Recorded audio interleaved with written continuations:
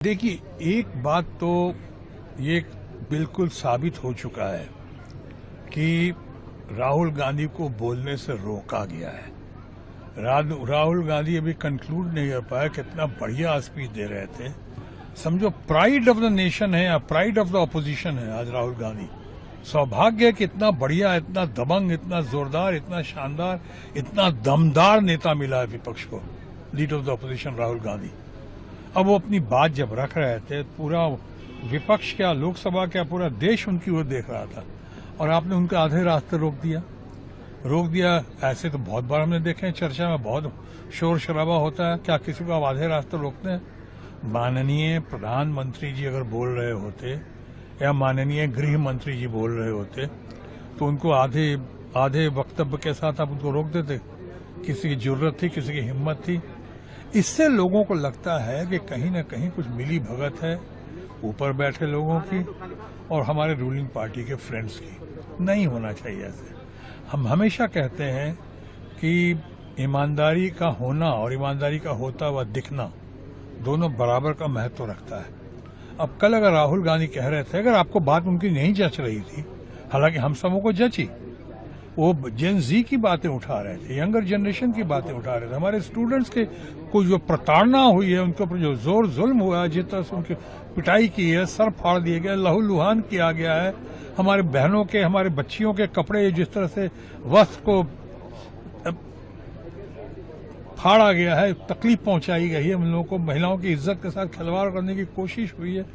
सफेद कपड़ों में लोग लाठी चला रहे हैं, पुलिस साथ में है, उनके साथ उनके सहयोगी सफेद कपड़ों में, वो कील वाले। मैं नहीं कहता मैं पुलिस की इज्जत करता हूं, देश का पुलिस की इज्जत नहीं करेंगे तो कैसे होगा, लेकिन जो दोषी हैं उनके ऊपर अंकुश लगना चाहिए, उनका हिसाब किताब होना चाहिए, ताकि कानून की आड़ में या ऊपर सुपीरियर्स की आड़ में वो इस तरह की हरकत ना करें। अब यहाँ इतना कि इसी बात को तो उठा रहे थे राहुल गांधी। क्या गलत कह रहे थे वो? क्या हुआ नहीं? आपने हमने सबने देखा नहीं कैसे हुआ इन बच्चों के साथ जोर जुल्म जाती हुई, कैसे मारा गया इनको, कैसे इनके ऊपर पैलेट गन्स चलाया गया है, किसके आदेश तक चलाया गया? लोग जानने का हक है। पैलेट गन्स क्यों चलाया विद्यार्थियों पे? कोई क्रिमिनल है, आतंकवादी है? बिहार में तो उन्होंने AK-47 भी चला दिया, उसका भी उपयोग कर लिया। क्या मतलब, क्या तमाशा है? ये तो इमरजेंसी में भी ऐसा नहीं होता है। कभी अपने इमरजेंसी में सुना था किसी भी इमरजेंसी में कि आपके ऊपर पैलेट गन्स चला दिया गया? एक बार कश्मीर में सुनने की खबर आई थी, लेकिन वहां पे दूसरे धारा के तहत कुछ लोगों को लगा, कुछ लोग जो कर रहे हैं वो हरकत जो है शायद आतंकी भी हो सकती है, इसलिए ऐसा हुआ। हालांकि मैं उसकी भी सराहना नहीं करता हूं, लेकिन हमारे बच्चों पे, यंगर जनरेशन पे, निहत्थे लोगों पे आप उनके ऊपर चला रहे हो पैलेट गन्स, मार रहे हो कील लगी हुई लाठियों से, सफेद कपड़े में, सफेद पोश, पुलिस की मदद से और पुलिस का साथ देते हुए, वो लोग पुलिस के होते हुए सफेद कपड़ों में किस तरह से लोगों को मारा पीटा। लोगों को जानने का हक है। क्या कोई मानेगा कि दिल्ली में ल्यूटन्स के एरिया में या जंतर मंतर में या पार्लियामेंट के नाक के नीचे क्या किसी पुलिस अधिकारी की इतनी हिम्मत है, इतनी जुर्रत है कि इस तरह की बात करे, क्राउड कंट्रोल के नाम पे पैलेट गन्स चला दे या वहां पे AK-47 चला दे, जब तक कि ऊपर से कहीं से आदेश नहीं हुआ हो या ऊपर से कहीं किसी की मंशा न रही हो, कहा होगा भाई चलो जैसे भी हो कंट्रोल करो, जाओ जो करना है करो, हम हैं। इस तरह की बातें हुई होंगी तभी हुआ होगा ना।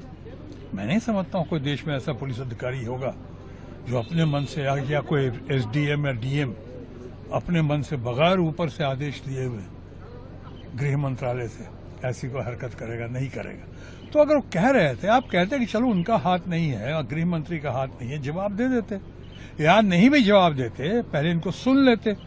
सुनने के बाद आपके जब जवाब देने की घड़ी आई थी, जैसे कल जितेंद्र सिंह, बहुत बढ़िया आदमी, अच्छे इंसान है जितेंद्र सिंह, जिस तरह से कल उन्होंने जवाब दिया, गलत सही की बात नहीं करना, मैं गलत सही जो उसी तरह उसका भी जवाब दे देते। लीडर ऑफ द ऑपोजिशन देश में प्रधानमंत्री के बाद शायद सबसे महत्वपूर्ण होता है तो लीडर ऑफ द ऑपोजिशन होता है।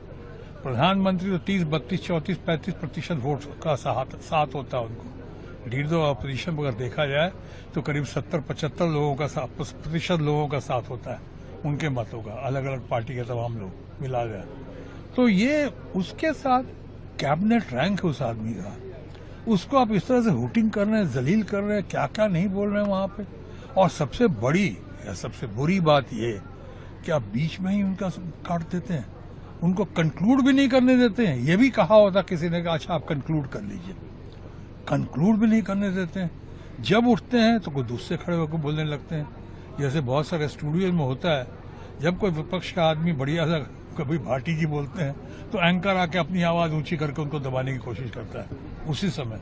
और जब रूलिंग पार्टी का होता है तो किसी की हिम्मत नहीं होती, कोई ऐसा नहीं करता है। दुनिया देख रही है, इसीलिए आज बहुत सारे लोग, मीडिया का नाम गोदी मीडिया इसलिए हो गया कि वो विश्वसनीयता खो चुके हैं। उसी तरह इन हरकतों से हमारे रूलिंग पार्टी के फ्रेंड्स या हमारी सरकार जो जो बातें करती हैं, वायदे करती है, नया कानून ला रही है, कानून ला चुके हैं, उसके बाद फिर नया कानून लाती है, इससे सरकार की विश्वसनीयता चली जाती है कि अरे भाई पहले तो जितनी बातें की, किसानों की आमदनी डबल करने की बातें की, आपने 2 करोड़ रोजगार देने की बातें की, आपने 100 स्मार्ट सिटीज देने की बातें की, सारी बातें जैसे हवाई हो गई। किसान आंदोलन में आपने क्या कहा, उनके कई केसेस वापस नहीं लिए गए, इनके केसेस वापस लेने की बात की आपने, मान गए, आपका समझौता हो गया। और उन बच्चों का दिल क्यों दुखा रही है बोल के कि साहब सुप्रीम कोर्ट ने कहा जिसमें उसमें कुछ लोग गंदे लोग थे या कुछ लोग अच्छे लोग नहीं थे या कुछ लोग क्रिमिनल बैकग्राउंड के थे। अरे भाई क्रिमिनल बैकग्राउंड के घड़ी यही है, पहले पकड़ क्यों लेते? जो क्रिमिनल बैकग्राउंड को पकड़ो, सजा दो उनको, किसने मना किया?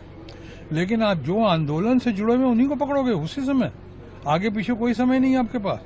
अभी जब मकान में आग लगा होता है तो आप अगर मदद करने आते हैं तो हम आपकी जात या मजहब नहीं पूछते हैं, उस समय जो आग बुझाने में मदद करता है वो हमारा अपना होता है। जो आंदोलन में हमारा साथ दिया जिन लोगों ने, हम उनकी जात या कुंडली नहीं पूछते, देखते हैं कि तुम्हारी कुंडली क्या है। कंगना रनौत का भी एक बयान। प्रभातखबर.com, विश्वास वही, रफ्तार नहीं।